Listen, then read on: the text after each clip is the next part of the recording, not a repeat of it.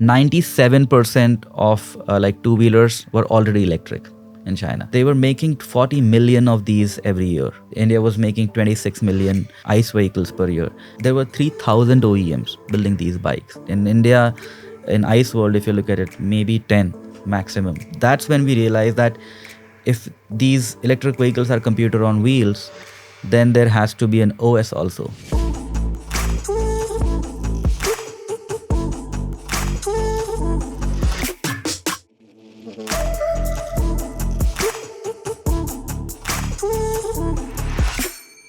Welcome to Millionaire Mondays, the show where we bring you the stories of real Indian startups told by the entrepreneurs that built them.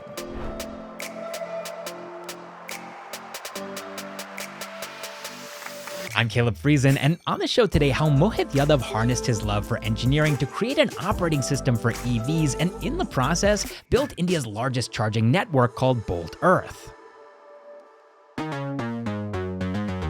Most of the IC engine bikes that you see on the roads of India aren't smart. They're not connected to the internet, they don't have Bluetooth or an app to connect to your phone. They're just analog. They're machines, not devices. But in 2023, things are beginning to change. With the rise of affordable electric two-wheelers, Indians are beginning to crave smart. It's a bit like the transition from mobile phones, where you could only make calls and send SMS, to smartphones with apps for basically everything. Two-wheelers are the same way. In the past, you had a throttle, two brakes, turn signal lights, and a basic dashboard with your speed and fuel gauge. Nothing fancy, nothing smart. But that's changing now, because people actually really like to be able to look down at a display and see a map instead of having to attach their phone to their bike's rear view mirror where it's exposed to the elements. They like to be able to see when someone's calling them while they're driving. They want safety features like GPS tracking and remote vehicle locking and reports on fuel efficiency and driving habits. For the first time, Indians actually want smart two-wheelers, which is why Bolt.Earth has built a number of smart operating system devices for two-wheelers, which consist of an instrument cluster mounted between the bike's handlebars. They've also built out a robust 30,000 unit strong network of charge points spread out across 1,100 cities in India, making it the largest charging network in the country.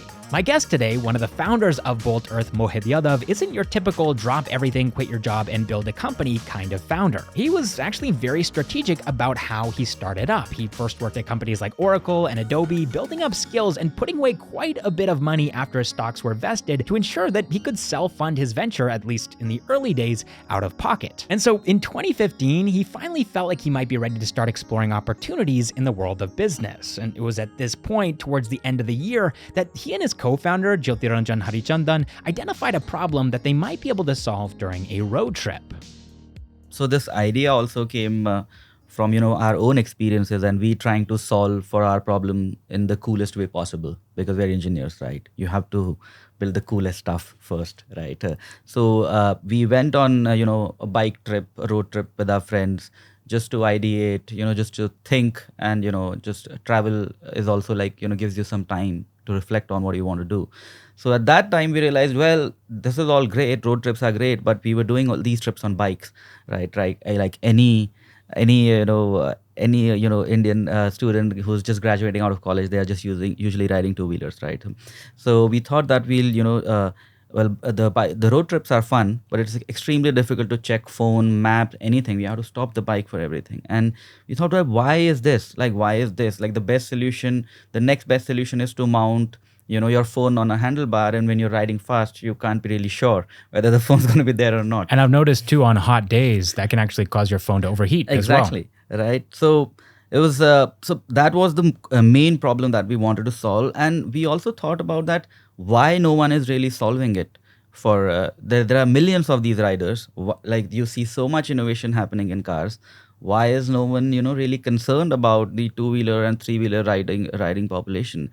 And that's when we had like a little bit of moment of I would say epiphany, some realization that we thought that because all the car technology and everything is kind of dominated by the West, right? Be it Germany, Europe, America, they are very good with making cars, right? India also makes cars, but if you see all the leading innovation that comes, right? Augmented reality stuff, gesture recognition, all that was coming from West. And why that was coming from West? Because in West, like, everyone is driving cars, right? So it's only natural to progress and give better offerings in the mode of transportation you use. But in India, no one was putting any focus about on these two-wheeler and three-wheeler riders, and West obviously did not care much, because they have never really come across this use case, right? No, They people in the West, at least where I'm from in Canada, we only drive bikes that are because super we think bikes. it's cool. Right, Yeah. exactly. It's not a daily mode of commute. So the requirements and the specifications of bike that even get sold in West are very different from someone in India. In developed countries, people riding a bike are usually very well off financially, right? They're expensive motorcycles. In India, it's like the primary mode of transport for like millions of people and developing countries. So that's when we thought that if we want to, if anyone going to be solving this problem for these millions of riders, the company has to be located in its geography first of all, like someone who knows the actual pain of traveling on commuting on a two-wheeler, has seen what works, what doesn't work, right? What is the price point that we are looking at? So You guys are kind of perfectly positioned too, because one, you're in the tech world, right? You're smart. You kind of know how to build something. Yeah. Two, you're actually scratching your own itch, right? You've experienced this problem Yeah. yourself. Three, Yeah. you're Indian. You're in India. Yeah. You can observe sort of the dynamics of this potential future market. So how did you go about it? I mean, what was the first thing that you did? Yeah. January of 16. 2016. Yeah. So we wanted to make something really quick. We didn't want to like make something for like 4 or 5 months and then see if it's no value. So we just picked uh, an augmented reality hardware from a company that was already selling it. There were like a lot of people making augmented reality helmets back then, because Google Glass was very popular at that time, right? So we picked a hardware, and we stuck it on a helmet, aligned with the eye line of how we used to the eyesight, the eye level on which you're riding, and just stuck it with double sided tape and put like a portable battery to power it. However, we could get a lot of stuff done, like showing GPS speed or something like that, but we really couldn't show Google Maps because the hardware was very limited. So we built tech that we used open source maps to stream data from the phone to that device over Bluetooth. So you could see the maps, you could see incoming phone calls, you could do these gesture recognitions, like you could do like nod your head to accept a call, do like this to reject, and all that. So we were really happy with the product, and we took another bike trip to test that. Right? Like, is it even helping? Right? We did test it in Bangalore and saw, what is the FPS that we are getting? Is the quality of video good enough? Does it really help? Right? So we tested it in Bangalore, also took another bike trip, and we were like very happy with our solution. And at that time we met like two people. So we met someone from MapMy India, and we also demonstrated our product to Chetan Meni. Somehow Jyoti got connected with Chetan Meni, and he had just moved out from Mahindra, handing Reva to them, and was just about to start Sun Mobility. But we just showed him, saying that here's something cool we have built, right? What do you think about it? So he gives a lot of feedback. This is good. You must have a good designer, because design is very essential when you're solving for human machine interaction. So we did all that. Then spoke to a lot of logistic startups that were there, right? We spoke to the founders of Rapido, other people who were doing logistics, took their feedback that, does this really help? Would this help your riders, instead of them taking out their phone all the time? If you could, they just see that here's the next pickup point for your next trip, right? Or here's where you need to drop off the, this delivery package without taking out the phone.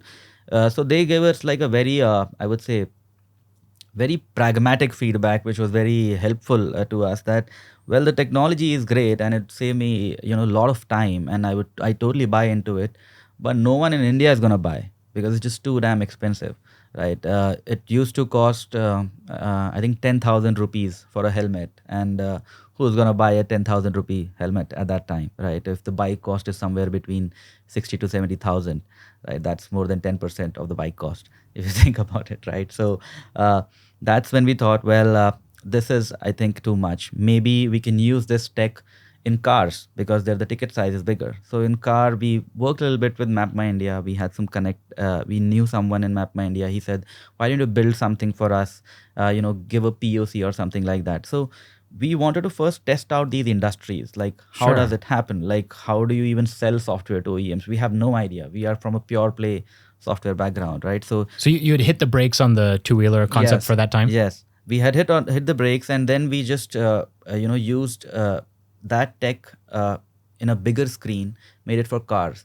We also combined gesture recognition into that if you could just move your hand in the air like this, it would increase the volume. There was a little like a camera or something that Yeah, was. we just used Leap Motion. That company was there, right? They used to sell augmented. So we used their stick. So we were only building POCs and MVP to see if there is something of value, right? That's the first step. So we showed that to Mapma India again. It was very expensive. We thought, well, there is no point innovating in car first of all because it takes so much time, and there are a lot of people doing cool stuff already. And Tesla was already outback by that time. So we saw that a lot of cool stuff is already happening. So we shifted our focus back to you know two wheelers again. That So you thought at that time you were already too late, essentially. Yeah, for cars, it wasn't really about that we were too late.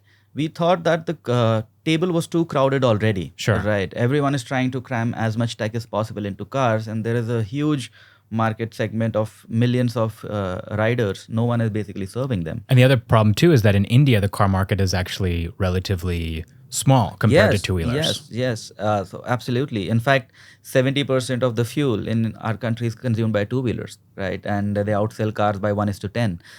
So we did a lot of research also we did in the meanwhile. We studying the market, talking to a lot of people.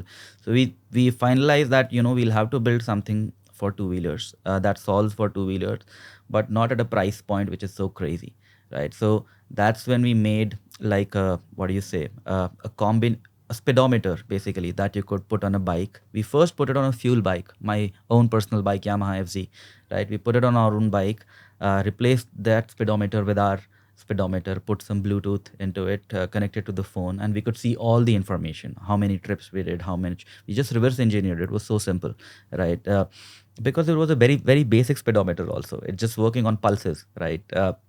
So we made it work, and we're like, well, this seems like a sweet spot, right? Because we can just put a little bit of one extra chip inside a speedometer and get a lot of features. Like you can track it, you can lock, unlock, do a lot of stuff. It's right? basically like turning your simple bike into a smart bike. Exactly. It's like Android for EVs, right? So we'll come to that for sure.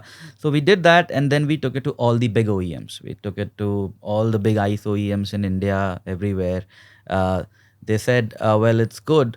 We certainly see the value, but I don't think how big of an impact this feature would have, because everyone in India is just concerned about mileage, right? How many miles per gallon do you get and whatnot, right?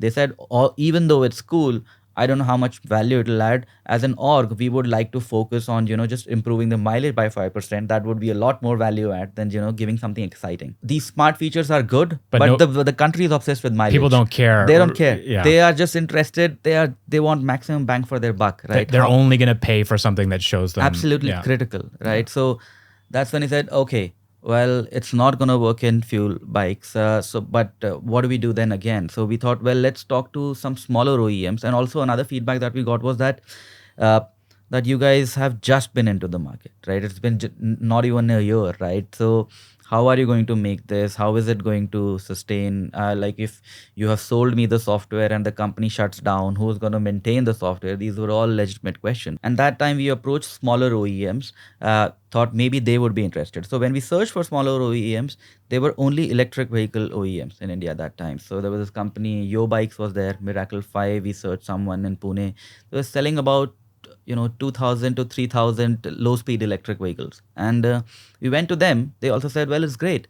And they said, well, I want it. And we asked them, well, why? Like the big OEMs, the ICE OEMs don't see the value. What compels you to, say that I really want this tech, that it behaves like, like a gadget? Yeah. What were they using at that time? What was they the were not solution? using anything. They were not using. So it was like a better mousetrap, right? Like here's a normal bike. Here's a smart bike. There's a dumb TV. There's a smart TV. It was only a natural progression. It was like who's going to adopt it first, right? So the electric vehicle OEMs were much more, receptive towards our software, because we came to know that the consumer is not really concerned about the mileage. There is no concept of mileage, right? There is, but it's it's not the biggest concern. It's more about, anyway, I save like a bunch of money when I drive an electric vehicle. What else do I get, right? For them, it was like a no-brainer that, let me make another version of my bike, which is going to be smart. So that's when we got our first customer, end of 2016, just early 2017. Oh, wow. Okay, Right. you got your first customer. Yeah, and he said that I'm gonna pay 2,000 rupees per bike for you to make this hardware and the software and the mobile app and all that per bike. I'll pay this licensing fee per year or something like that, right? So we had a good, at least some idea that what would be the price point of this technology someone is at least willing to pay. Okay, explain the business model. So you said 2,000 rupees. Yeah.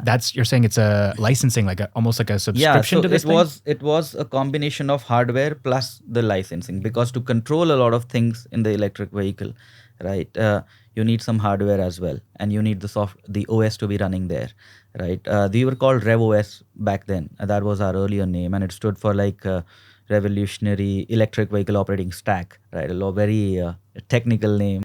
So you needed the hardware there, and the business model was that I'll pay, let's say, out of 2,000, maybe half of the price is for the hardware, and the remaining is for the software per license per vehicle, right? That was very basic business model. And he said, okay, it's great. Make these things work on my bike, whatever you are showing me on an ICE vehicle. And when we integrated our tech for the first time with an electric vehicle, we just reverse engineered majority of the stuff, right? Reading the pulses from the controller and all that. So, but once we integrated, we saw that the functionality that you could, just unlock with software on electric vehicles was like at least like 10 times or 100 times. It just really opened our eyes that it was like a computer on wheels, right? So that's when we understood that electric vehicles software is going to be very big. So to integrate anything, there are like few key components in an electric vehicle. There is the motor, there is controller, there's the battery pack, right? And there is some VCU, some software also running. So there was only four, five main components in electric vehicle. And we asked that OEM, how do you make these vehicles? He said, well, I import majority of the stuff, just assemble it here and sell. So to do any serious integration on an OS level, we had to travel to China. That's how our journey of traveling extensively to China began. In 2017, that was your first 2017. trip to China? Yeah, that was our first trip to China. Jyoti went with that OEM to meet their supplier, and he came back and he saw everything, right? And then I also went. We just went couple of times to integrate some technology. Right? Where to? Shenzhen? No, multiple places. We went to Shenzhen, of course, to see how democratized electronics was. We went to Taizhou, which is the molding capital. Then we went to Wuxi. We went to Guangzhou. Then we went to some other place, Nanjing as well. So we travel a lot in China because to really integrate the OS, the people who are building these components, their software has to be compatible with ours, right? So that's the reason we had to go to China, because in India, no one was really building these components back then. And when we went there, like we quickly figured out, like it was like an eye opener. It was like a peek into the future, because we saw that this is 2017 I'm talking about. So 97% of like two-wheelers were already electric. A lot of them were low speed. Few of them were fast, but a majority of the market was car heavy. But they were making 40 million of these every year. All right, India was making 26 million, selling 26 million ICE vehicles per year, and they were making somewhere between 36 to 40 million, right? And EV. electric vehicles, and it's all two-wheeler and three-wheelers I'm talking about. So we studied the market, what led to this, what were the reasons behind this. So did a little bit of research again. We saw that Chinese government was very aggressive, and in terms of cutting down on the pollution and whatnot. There used to be a lot of pollution problem in the big cities in China. And also congestion too, because I know even in some cities now, like two-wheelers aren't allowed. You can't even enter the city driving a two-wheeler. Yeah. So, but the low-speed scooters are allowed in the biking lane. So a lot of people were using that in China, right? And we saw that about 3,000, there were 3,000 OEMs building these bikes. 3,000, right? In India, in ICE world, if you look at it, maybe 10 maximum, right? If you count everyone, right? So we thought why this has happened, why there are so many people. So when we were integrating our tech into an electric vehicle, that's when we figured out that it's incredibly easy to assemble electric vehicles. All the technology is already democratized, right? You don't have to develop an engine. that has basically leveled the playing field for everyone, right? So we saw these 3,000 OEMs. So much electronics manufacturing was already happening in China, and they had already seen this journey for the past 10 years. We asked them how they were charging. We saw the charging infrastructure there, how it was made and whatnot. And it was becoming increasingly clear to us that uh, after this journey of just providing electric vehicles is done, people are now looking for the next version. So as a byproduct of visiting China to integrate our OS in the for the first OEM, we met so many people and pitched our idea. Of course, right? We are hustling all the time, right?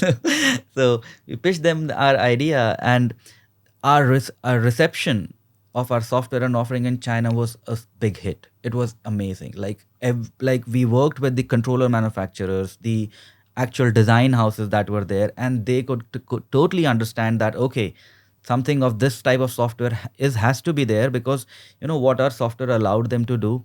Obviously, it showed some basic stuff for the user, that turn by turn navigation, some notification stuff like that.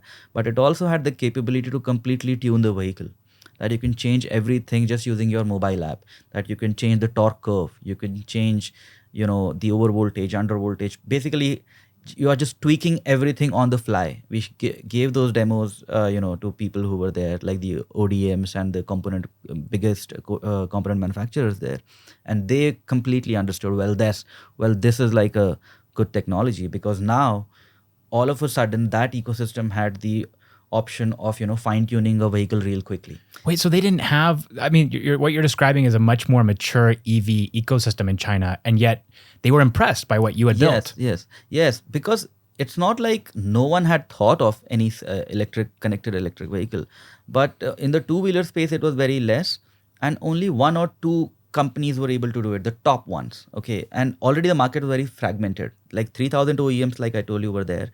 The top 50 had less than 50% market share. So it's very fragmented.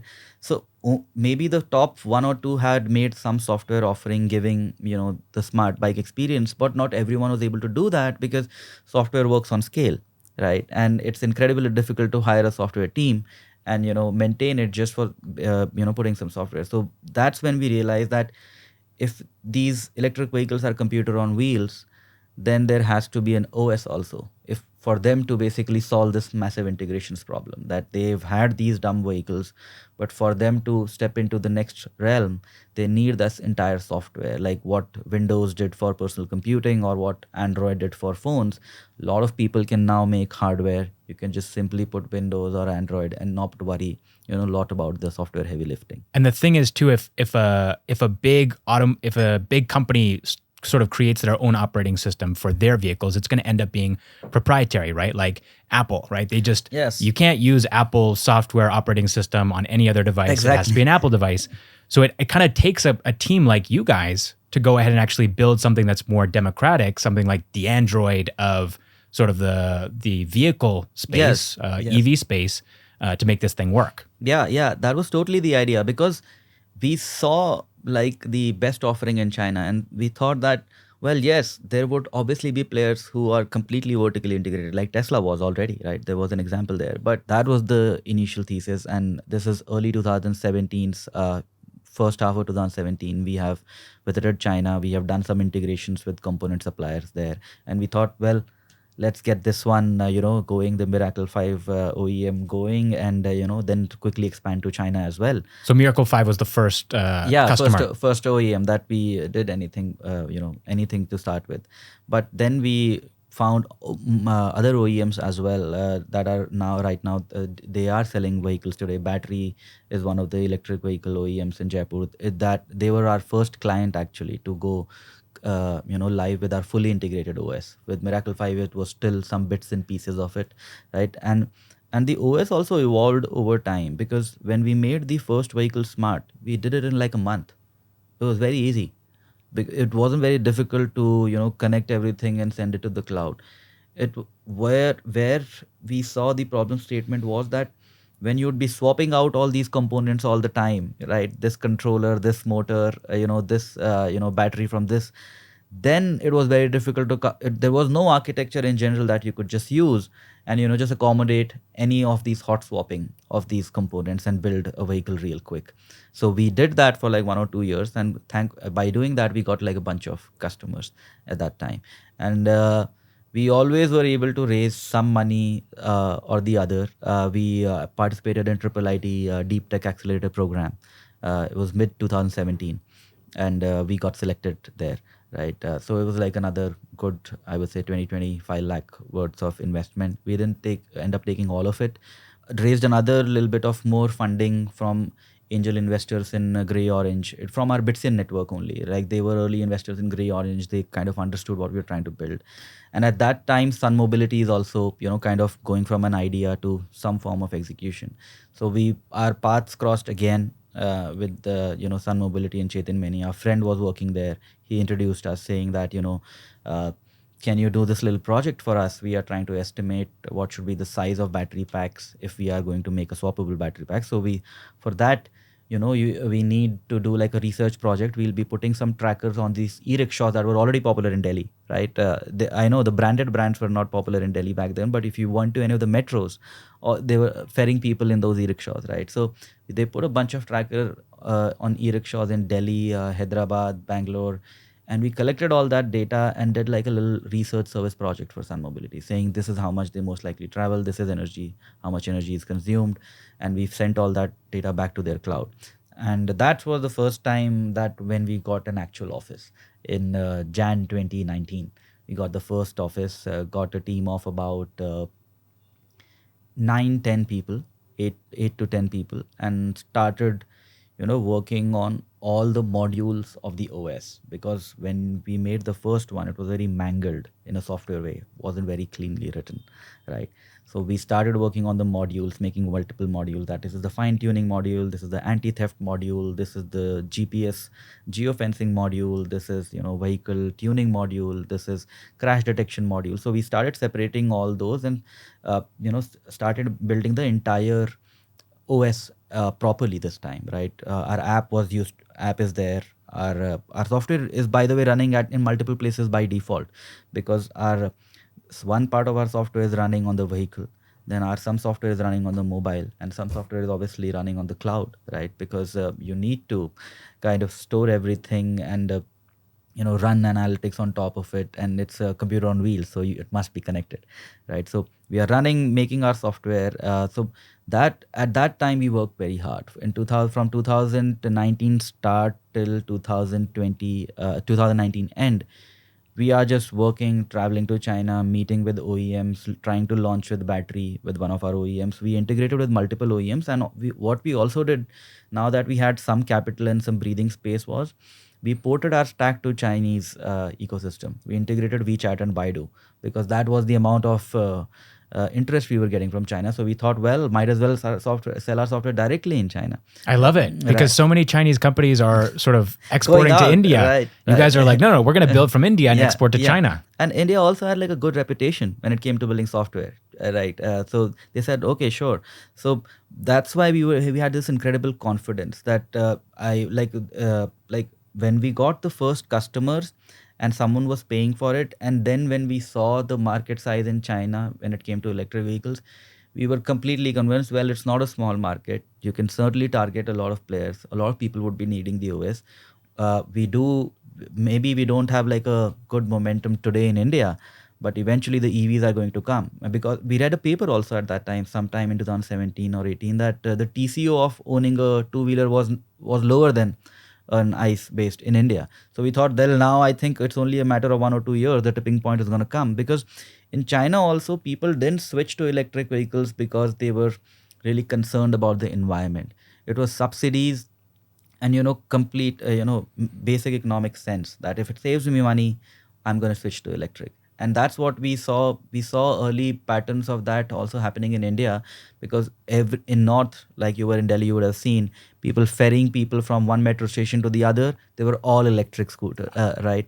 I've been in those e-rickshaws as right, well, yeah. Right. And they were electrified much before any of the hype. right? So that's when we thought that this is now a good time.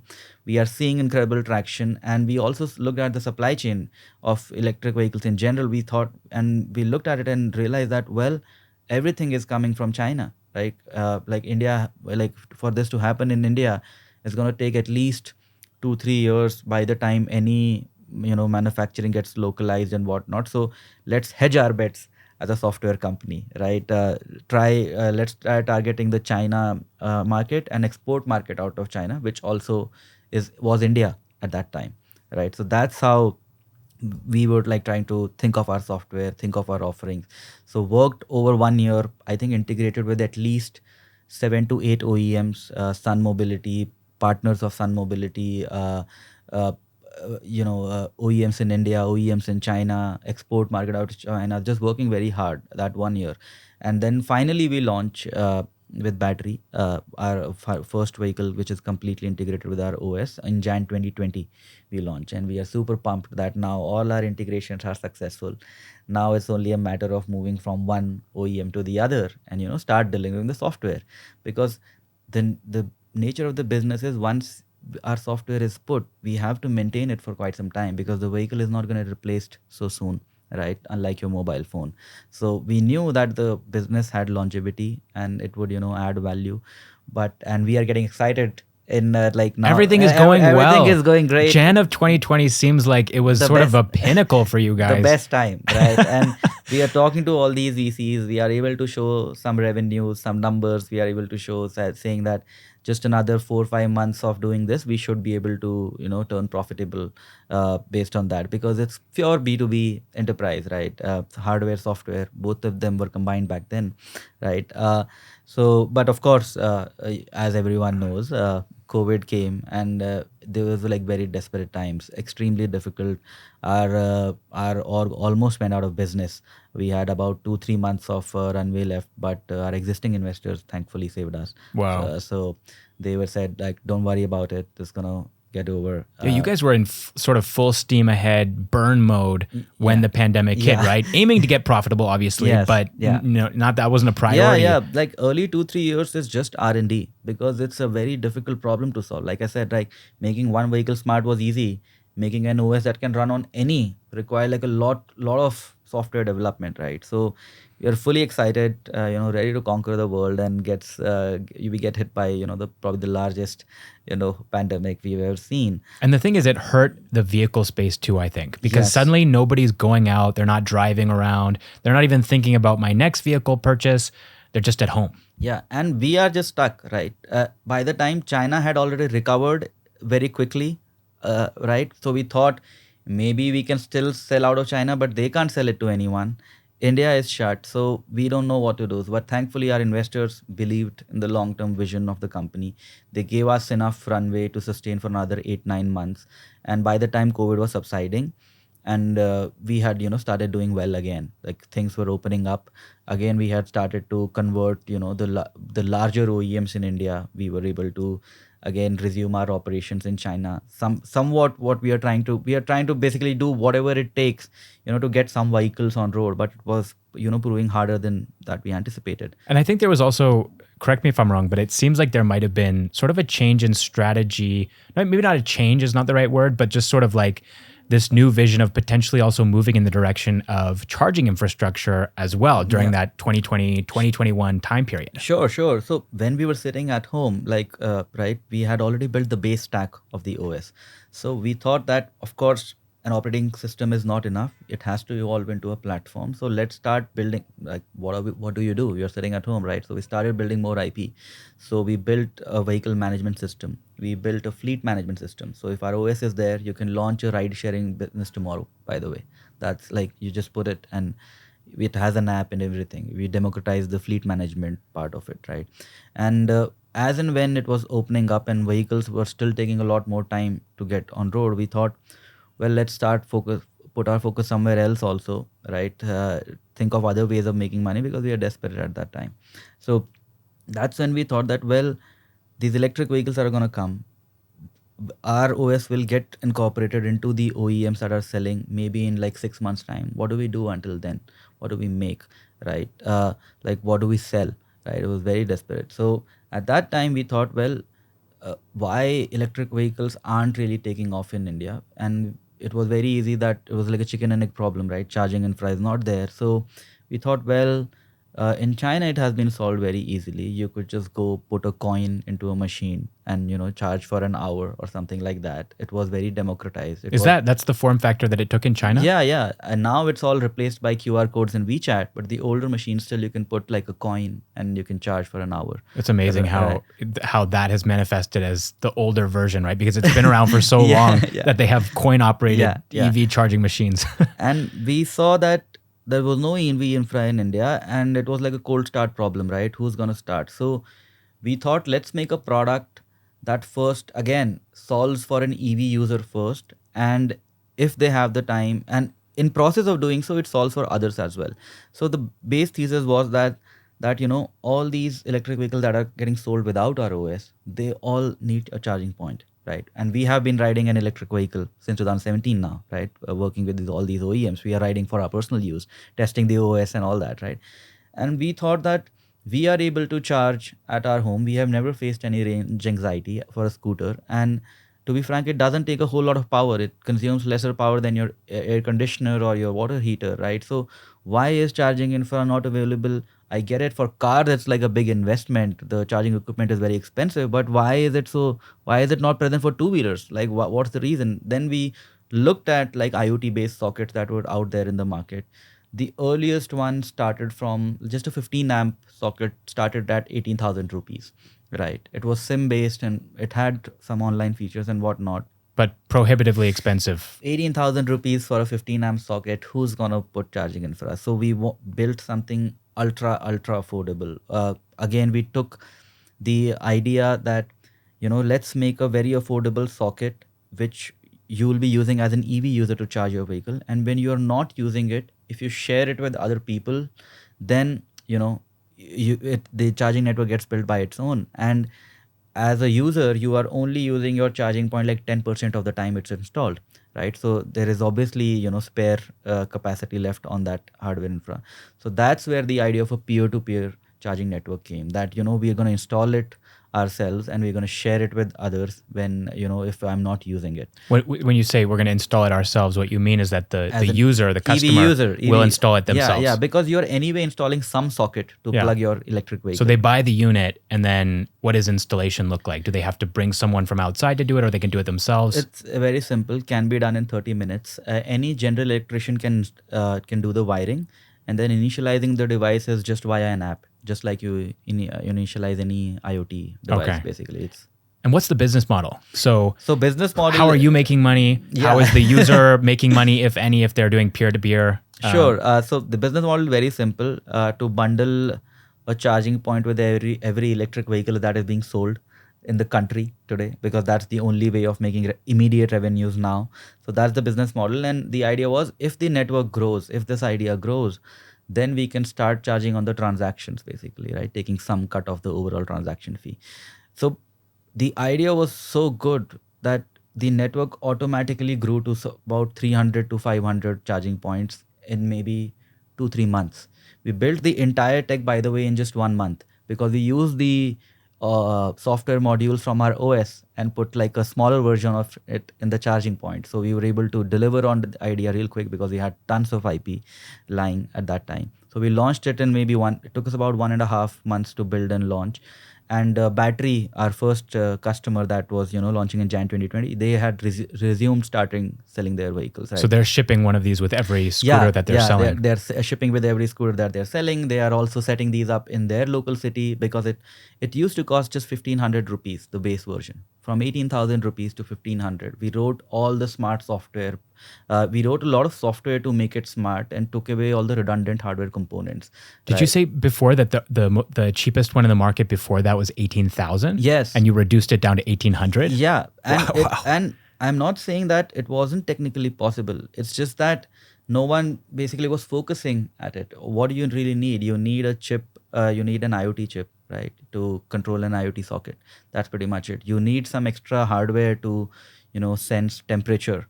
You sense over voltage, under voltage, all these critical safety parameters, plus an IoT device can give you a very safe charging experience, right? So that's what we did. We made an extremely safe socket, and the idea was to democratize charging infra, like, make it a commodity as soon as possible. And the idea was very powerful because if you think about it, who's most interested in building a charging network?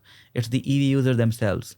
It's, of course, our government is doing great, we have good policy, CPOs are going to be solving, but if you think on an emotional level, who's most invested in building a charging network? It's the EV users, right? So we thought, let's give a solution. They will become the first evangelist, they will set up this. And it was a full kind of an Airbnb kind of a thing, that you could set your own rates, set your own pricing. You could set whether it was public, private. You could set the timings, that if you don't want people coming up and charging at your home at night, you can set it private at night. So all those, it was a lot of flexibility built right into the app, and it was very transparent.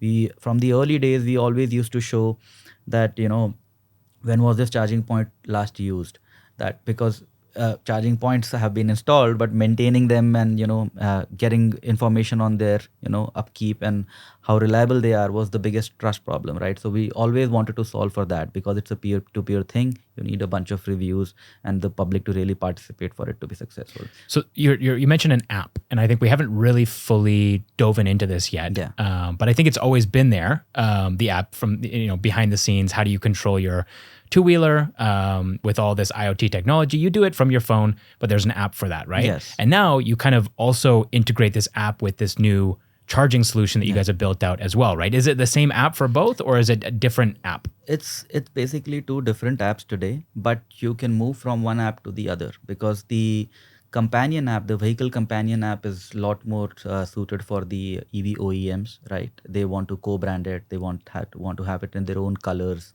have some customization. We have a standard app which is there for everyone in case they don't want to pay for an app. But because the charging network was very much D2C, so we launched a separate app for that and named it Bolt. And there's like a map to see. Yeah, where there's a map, very interactive. The moment you open the app, it'll show you the nearest charging points around you, and you can scroll through the map very intuitively, find the charging points, see the pricing, see when they were used. You could also call the host. That was an option that we built from day zero when we launched the network, that you should always be able to call the host before you go to that charging point and confirm whether there is electricity or not. So it's very much like Airbnb. Yes. And can you rate the charger? Like, Yes. yeah. Yes, you can that's rate really the cool. charging points. You can rate the charging experience. There are multiple parameters. So these two things are growing, and that's when we start having these conversations with prime venture partners in India, right? So we met Sanjay somewhere around October, November, and he put in again a small check just to see how we do for some time, and then lead to a bigger one. And they are pretty much so we worked in EasyTap, so he knew about the firmware and the OS play, that why is it critical and whatnot. So so we got started with that, and so we are again now working from October 2020. We have started to work again, like we have this another short burst of funding from prime venture partners. And then at that time we got approached by Union Square Ventures sometime in I would say Jan or Feb through 2021. 2021. We got approached by them. They were looking for to invest. So Union Square Ventures is like a great VC. They have a good thesis, right? They published their thesis, and we went through all the three theses that they had published, and kind of our offering had a taste of all of those in different stages, right? So we got approached by them. They could really see how this charging network is going to grow very quickly. And how we got introduced was via some common LP between prime venture partners and unions, like they are all connected. So we got introduced, and they were looking for a company, a charging network or an EV company to invest in from their climate fund. So they had raised, Union Square Ventures had raised another climate fund, and Prime, and we got introduced because they were looking for opportunities in charging network. That's how they were looking at another charging company in India, then did like a competition analysis, and then saw that we were doing charging and OS both, and which was like a lot more valuable and made a lot more sense to them. So that's when we got approached by them, and that's when we raised our first Series A from Prime and Union Square Ventures. We raised about four Four million, four four million million dollars. dollars, Yeah. right? And at that time, we wanted to basically, wanted to go full steam ahead Yeah. How with did the that idea. feel? $4 million in the bank. I Yeah, mean, it was great. It now was you've great. made it. Yeah, it was great. I think it was like we were very happy that we don't have to worry for like our runway and stuff like that anytime soon You've because kind of been heads down in startup mode for so long at that yeah, point. I mean, it must yeah, have been really it was relief, it, right? it was very I think really we were obviously very happy, and we were also very excited now that we could get a few more engineers and developers on board to really turbocharge whatever we had built. We could get some sales, we could get some actual departments can get formed by that time.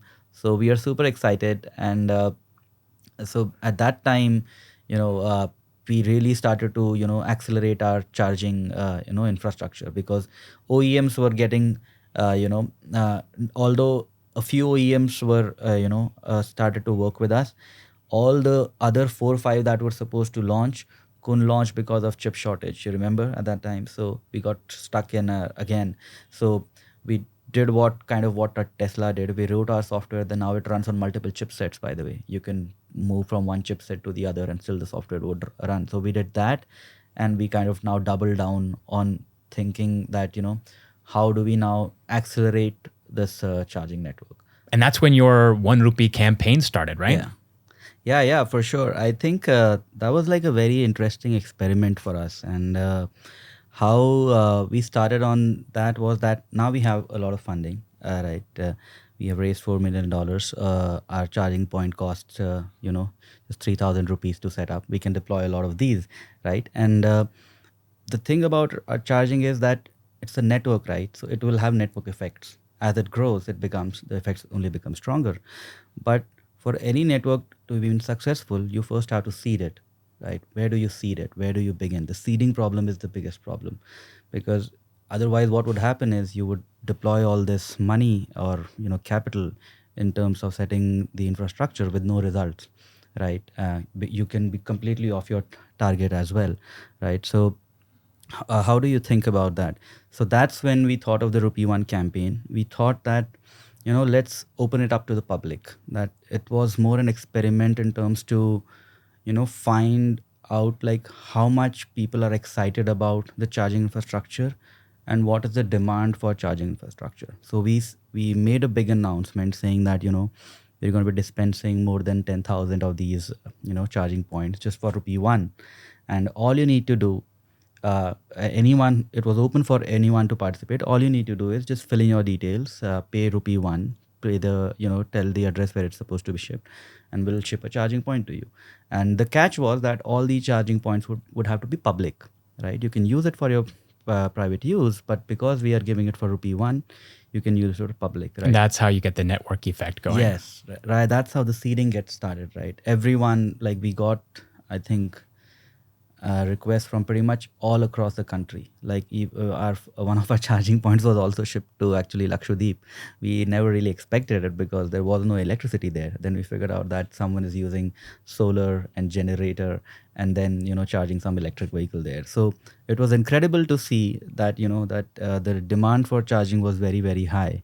And a lot of now new startups, Ather is now kind of back on its feet, and few more people have started to think about electric vehicles. We thought that this is great. This proves our thesis that charging is required for everyone, and everyone is willing to participate in this new way of building charging infrastructure, which is very decentralized.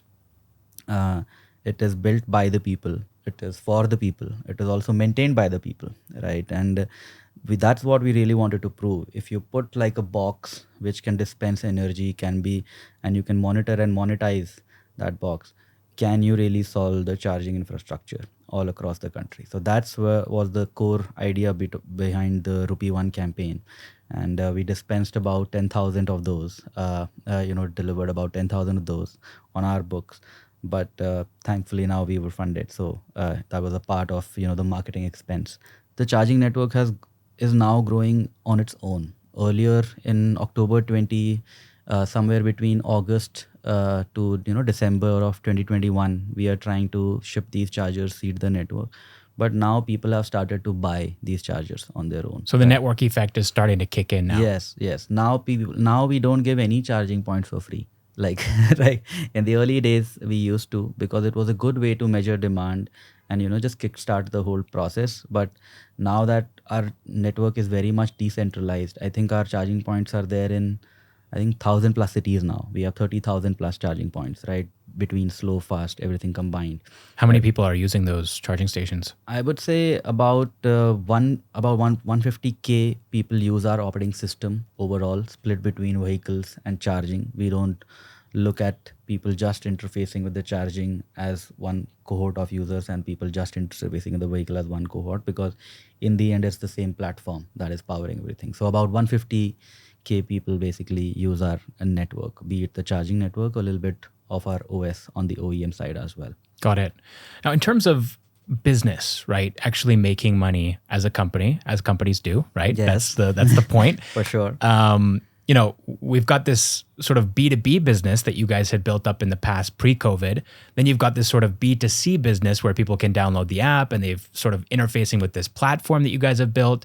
Which of those two, or maybe I'm sort of simplifying things, it might be 3 or 4 things going on, but is a larger contributor to you guys in terms of your revenues?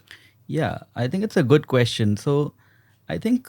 And sorry, I'm not even sure if that's like, if you're allowed to answer that or... No, for sure. I think I can give you some examples on how this is going to pan out. So think of our operating system as a platform, right? You have a base subset of features. Like in Android, you have messaging, email, internet. These are base feature sets, right? And then once the base subset is done, what you really want to do once a platform is there is unlock the transactional layer, right? Where people are going to interface with the platform and make money on top of that. You can build apps on top of the platform. You can build subscription models and all that stuff, right?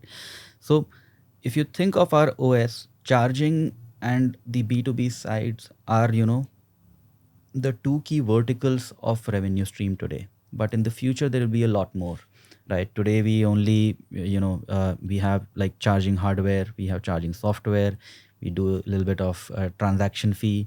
We have a B2B business when it comes to the OEM side, and EV OEMs, we have a B2B business there. And sometimes the EV OEMs are buying both the charging point and the OS at the same time, because like a one-stop shop. We are one of the best system integrators right now in the EV market, right? We can just integrate our tech in any vehicle. As a matter of fact, I think when we started, it used to take 3 to 4 months to integrate any new vehicle model on our stack. Now that time is down to 1 to 2 weeks, right? So you just need a vehicle and you can get started. Right. You either just need to, building one is obviously hard to do, or you can sort of import and assemble. That model is also pretty popular. Yeah. So you guys are sort of like offering this plug and play thing for businesses. Yes. Our idea is that as a vehicle, as an EV OEM or as a charging OEM or any component manufacturer, like we take away the software heavy lifting from these guys so that they can focus a lot more on the supply chain and the operations and the manufacturing, things they have been traditionally already good at, right? So just incorporating a software DNA in a traditional OEM is going to be very difficult, right? So that's where we come in, that you guys do what you do the best, right? Figuring out supply chain, building a great vehicle. Don't worry too much about the software building part of it. So normal vehicle plus our vehicle is like a smart vehicle, right? So charging and the OEM side of the business are the 2 key verticals today. But of course, in the future, we do want to unlock the entire ecosystem, right? To give up an analogy, if you think of our OS as the Android, right, so we have our OS comparable to Android, right? In the cell phone realm, you have 4G, 5G towers. We have our charging network, right? You have basically AWS. We have our Bolt Cloud where all the data gets synced, right? You have financing for phones and PCs. Of course, you have data-backed financing and insurance once our OS is put, right? You guys also offer that too, financing? Yes. Like you've tied up with some MBFCs or... Yes. So now you'll see us getting started into multiple verticals. So once if you think of this catch-22 or a cold start problem, there are 2 major aspects of it, the vehicles and the charging network, right? They feed into each other. They are dependent on each other. You can look at it the any way you like. But now that we have an offering both on these two parts of the ecosystem, which are basically feeding into each other, now is the time that we'll start expanding into the other ancillary services. Things like better financing unlocked by so much data, right? Fleet management solutions to everyone. If anyone wants like a fleet deployment of charging points, we have our operations right now, I think in more than 10 cities in India. Our operations are also decentralized. We put courses on the automotive skill development, partnering with the government, to on how to install a charging point. So anyone can go educate themselves. They can install a charging point. They can repair it by themselves. So now we have multiple things. We'll slowly start moving into financing, fleet, and since the technology can track pretty much an entire vehicle, it can obviously also track the components of a vehicle. So if you are someone who's just into battery leasing, you can also use our tech to use to monitor your batteries and whatnot. And as and when this ecosystem matures, right, we feel a lot more value would be generated by software and the digital services, because if you think about it, there is not much to service in an electric vehicle. I gave my Nexon EV for service after 1.5 years. I think I had to pay, I think 300 rupees. I paid 300 rupees for service after 1.5 years, and all I had to, they charged me for the air filter that they had to change on the AC. That's it. There was nothing to service. In fact, they updated the software, gave me 3 more modes of regen, increased the range of the vehicle, all that with one service, and I didn't pay nothing. And think of it like how big of an impact it would have on the ICE industry. Oh my right? gosh. I Right. drive an ICE scooter and it's like for maintenance, I pay way more than that. Exactly, right? It's crazy that now think of that entire segment of the ecosystem that's going to disappear, right? So how do you as an OEM hedge your bets, right, in this evolving landscape? You bet on software, because building vehicles is not that difficult. The personalization and the software and the services that you sell after a vehicle is going to start contributing a lot more, on how do you make money as an OEM. So that's where we come in. We give you all this tech.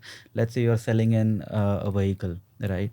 Bundle 3 months of free charging on Bolt network. You can tie up with us for that, right? We do that already, right? We have a subscription plan on our network. You pay a fixed fee based on your vehicle type, and you can just go charge anywhere without any worries, right? So these more and more of these use cases will get unlocked, and you really want someone to be solving this entire system integration problem for the ecosystem, because now vehicles have just started. After 3-4 years, they will the resale of the vehicle is going to become a very big question, right? What is the state of the battery? What is the state of the battery? What is the value of the vehicle based on how much the vehicle was ridden? Was it ridden smoothly, or was it ridden by an aggressive driver? And if you've been tracking all of these metrics, Yes. you can actually see, hey, this vehicle owner was pretty irresponsible, loved to hit speed breakers at full speed, was hitting the brakes really Yeah. hard, Yeah. wore them out. So the resale value is going to be less than someone who drove very conservatively. Exactly. And not just, and I think in the future, even more, better use cases would be unlocked. Like think of us today that we have a peer-to-peer charging network. Why can't you do peer-to-peer vehicle sharing, right? It should be easy. You have the rider profile, you have the vehicle profile. It's just matching these two, right? So all these interesting use cases are going to evolve in the future.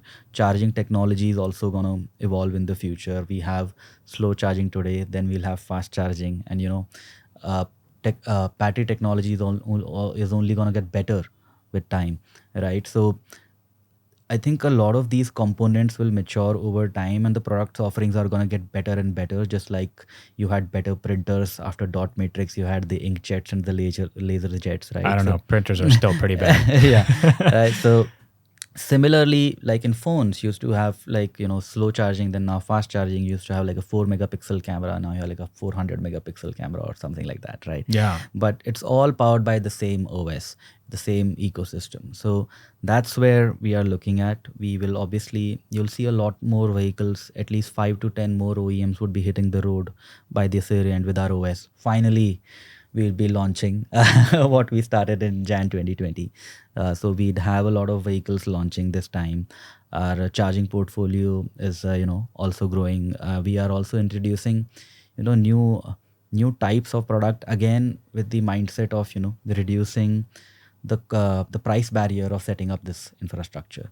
So our approach is very simple. We have made a product, proven the market, created the category. Now we are increasingly moving to in a direction where we want to give this software to anyone who wants to build the hardware, kind of what Android did, or like Alexa's or Google Maps did, right? They built their software they with the hardware to showcase that it's possible. And once the category was created, you give that software to anyone who wants to build that hardware and just license your software. So that's where we are in our journey. It has already started to happen with charging. We work with pretty much everyone in the industry. Our stack runs on pretty much any hardware that you find in the industry, and we plan to take the same route on the OEM side as well.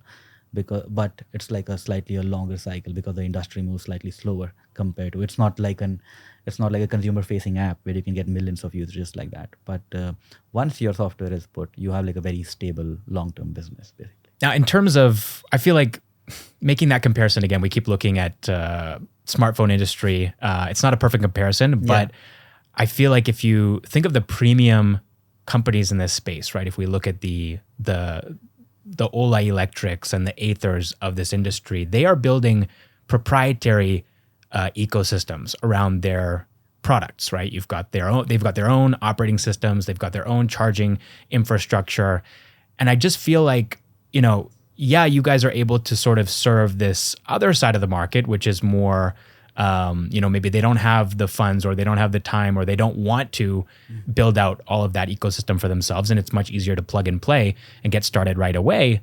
But how do you look at that? Because do you feel threatened at all by those big players in the industry? No, not at all. I think it's great that these startups are coming up, like Ola Electric and Ather. They are solving one part of the problem, which is good electric vehicles also have to be there in the market, right, for people to adopt. So they are solving that part of the problem, and they are setting like an aspirational benchmark for, they're raising the standards when it comes to what an electric vehicle should be. And now, like I discussed, like it happened with iPhone, it happened with personal computing. Someone will come, they'll do a great hardware and software integration and show what the future is going to look like. But that is only of one or two players. Not everyone has to reinvent the wheel again when there is already an offering. And to be in a position, you either must be the first mover to do that, or you must have like a head start. But we are not in that time frame now. I think now every EV OEM is not just EV, even the traditional OEMs are seriously launching multiple EV going ahead in the future. So it's only a matter of time when all these people need these software offerings. And I think it's with these big electric players, these startups coming into the game, it's only good for us, right? Because other OEMs would also enter the market. Today, India has about 500 OEMs registered, right? China has 3,000 OEMs, working and, being able to survive as a business. So maybe it doesn't go that crazy in terms of the fragmentation. But even though it consolidates, it'll still consolidate to at least about 100 OEMs if you think about it, right? Because building electric vehicles is not that difficult. So you'll see a lot of national players, regional players, small provincial players, because that's what we've seen happening elsewhere as well.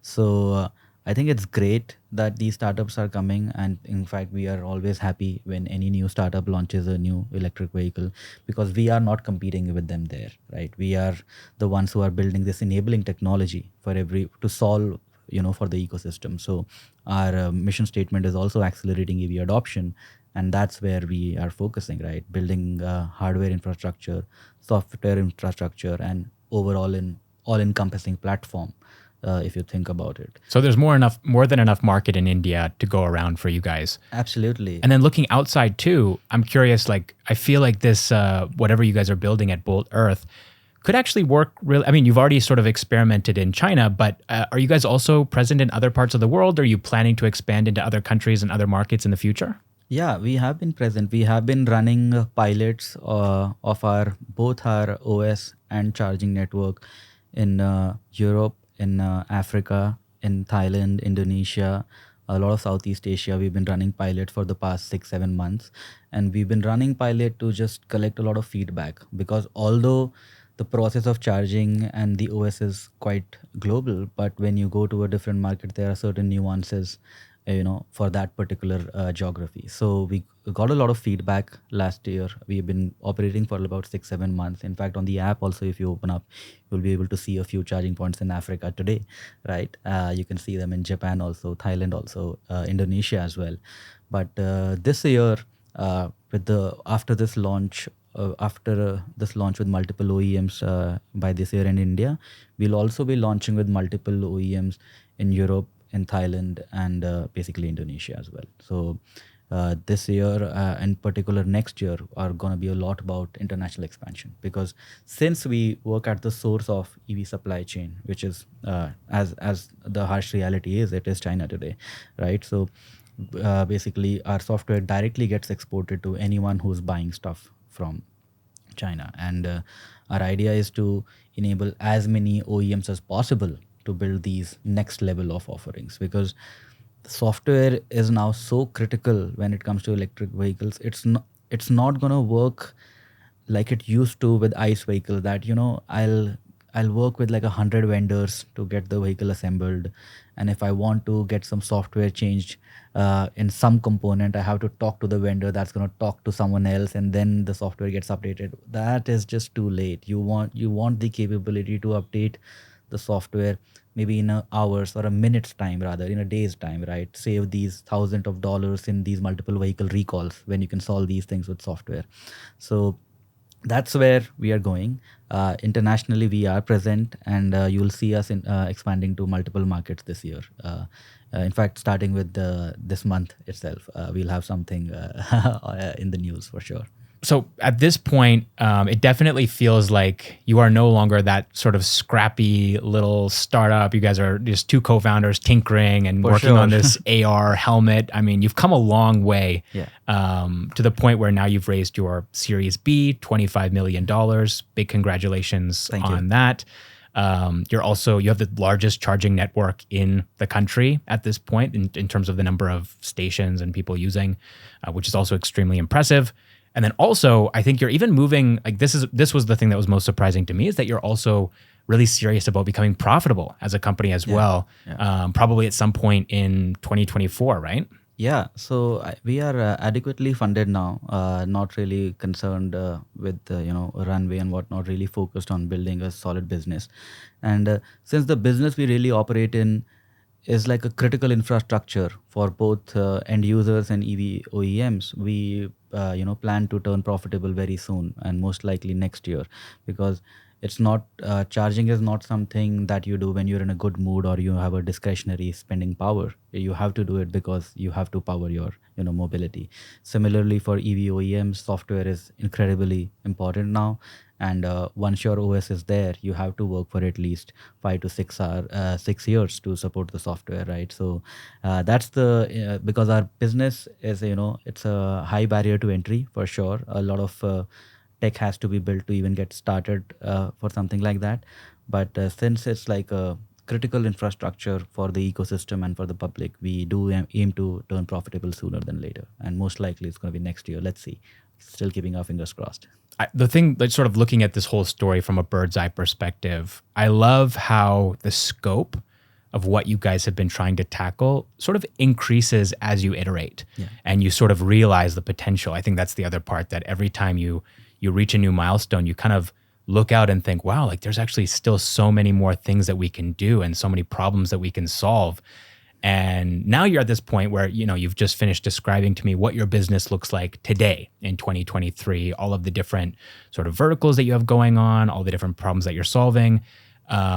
But I'm curious to know too, and I'm not sure how much of this you can reveal, but like kind of what are some of the things that you might be tinkering with now that at some point in the future, you're actually going to go after that currently you're not solving those problems, but you're definitely planning on doing it at some point in the next, like, say, 5 years?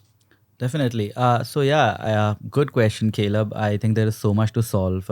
It's just, it's the new California gold rush. Everyone is rushing into this new EV ecosystem. But you guys are offering the We shovels. we are the pick and shovel guys, right? What we are really excited about is, of course, fast charging for two-wheelers, because that is also technically possible with the standard 15 amp socket. It's just the charging circuitry has to evolve on the vehicle and the charger side for that to be possible, right? So we are excited about that. And of course, in the long run, what we are really excited about is, to build more technologies that enables more of value to be unlocked from this ecosystem, be it charging network, be it building fast charging, or even thinking of, solutions where multiple renewable, technologies can be tied together and you have like a really, fully carbon neutral energy cycle. So things like vehicle to grid, grid to vehicle, charger to vehicle is some technology we are very excited about. A technology that allows your vehicle to become a power bank for your vehicle in case there is no power, and if you are able to generate electricity from solar, you should be able to store it in your vehicle in case there is surplus, right? So we see a lot of these interactions between different parts of how energy flows from the sun in the end to the vehicle. So we see ourselves as that company is going to use software to build those enabling technologies so that everyone can participate in this green future. The more the merrier, right? And I think that would be a better approach to this future that we are all envisioning, where technology is democratized, but people are able to build their specific use cases to extract the max out of it, right? That's what any good technology should do. So yeah, the future is electric, and the future is now. And so that's what we are really building for, and thank you. Yeah. That was Mohit Yadav, co-founder of Bolt.Earth. And by the way, Mohit is very optimistic about the future of EVs in India, as he should be. He's building in the electric vehicle space. But when I asked him how soon we can expect EVs to overtake IC engine vehicles in the country, this is what he said.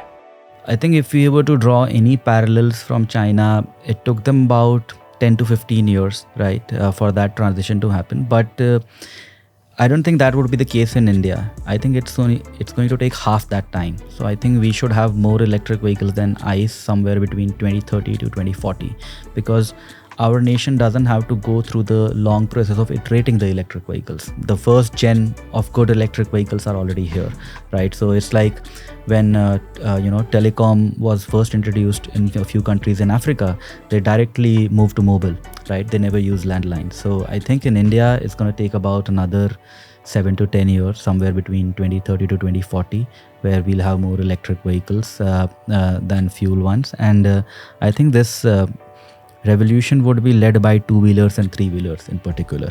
When you think about it, about the emerging markets, right, it would just be a lot of two-wheelers and three-wheelers, because even today they are leading the charge, and our country's goals are also set that way, that we aim to establish 80% EV adoption in terms of two-wheelers and three-wheelers by 2030. That's a goal set by the government of India, right? So I think the ballpark figure is somewhere between 2030 to 2040, and I'm optimistic it's going to happen sooner. Thank you so much for watching or listening to the podcast this week, and I'll catch you in the next one.